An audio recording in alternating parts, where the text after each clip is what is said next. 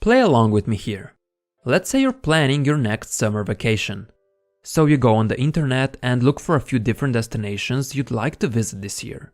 You find a trip to Rome, a city you want to visit, but it's not something you're too excited about. The travel package includes a plane ticket and a stay at a hotel for a total of $2,000. This package is non-refundable, but you didn't find anything better, so you decide to book the trip. Then the next day you do some more searching and you find another potential trip. This time it's to Paris, your favorite city. The travel package comes with a plane ticket and it includes a stay at a much more luxurious hotel. For the cherry on top, the trip is on a discount and it costs $1,000.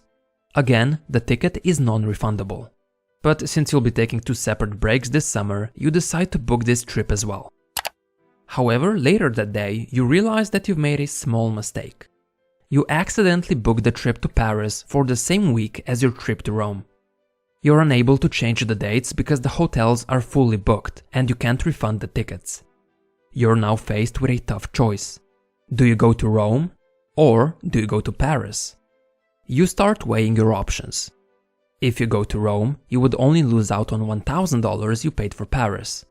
But if you go to Paris, you would have to swallow a loss of $2,000 you paid for Rome. You know that in Rome you would have a decent time, but in Paris you would have an amazing time. So, which do you pick? Roughly half the people who are presented with this question will answer that they would go to Rome. Reason being that the trip has cost more money, therefore they would minimize their loss. However, this sort of thinking is misguided.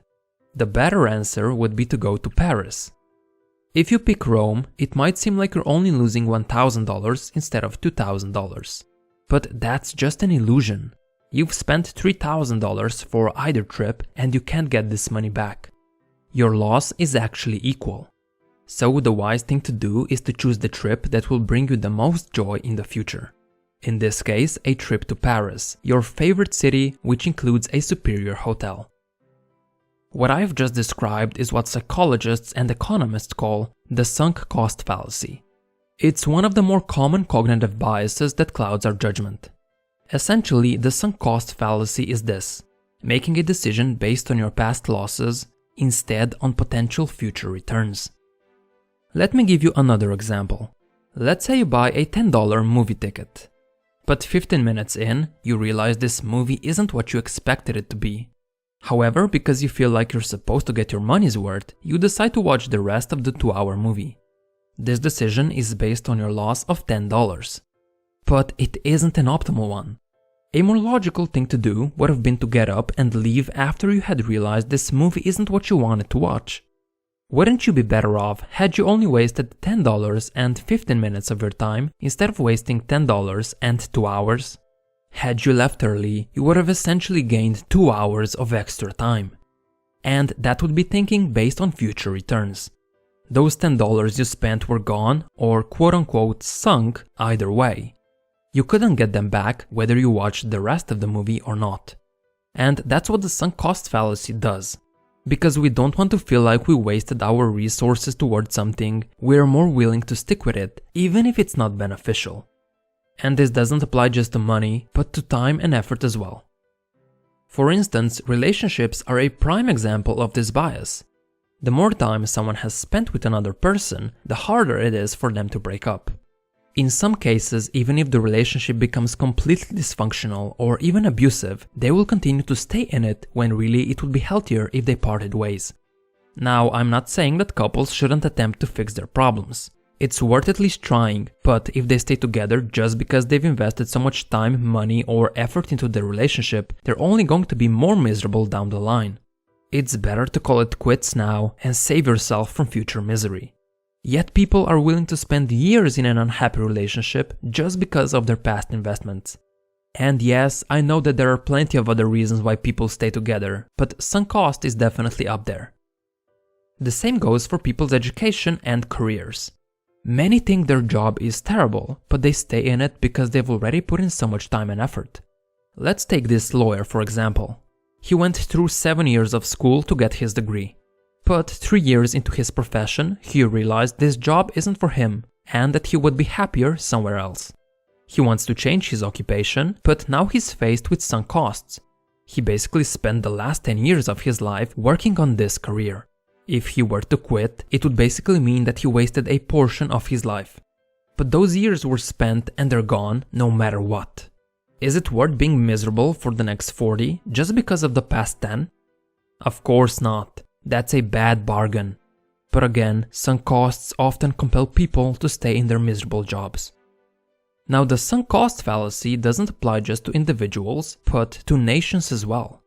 When countries lose hundreds of soldiers in a war, they commit even more resources towards it.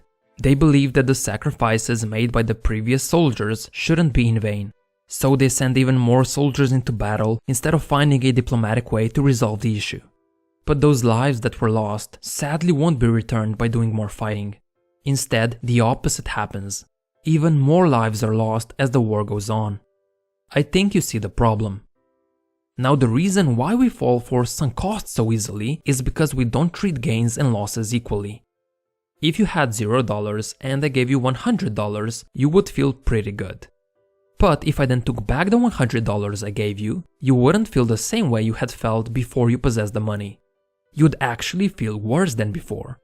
You would process this interaction as a loss of $100, even if on paper you didn't actually make or lose any money in the process. I would have to give you back the $100 just for you to feel like when you had $0. And to make you happy again, like when you received the first $100, I would have to give you another $100.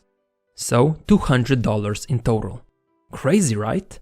We feel twice the emotional reaction when we encounter a loss compared to when we gain the same amount. This is why we need double the gain just to offset the loss. And because we're so reluctant to accept losses, we are more willing to double down and start pouring more money, time and effort towards whatever we would quote-unquote lose. Of course, this often results into more loss, making you more likely to invest even more resources into a lost cause. This creates a perpetual negative loop where we're unwilling to quit because of our previous investments. Now, I want to share my personal experience with the sunk cost fallacy. I know some of you will relate to it.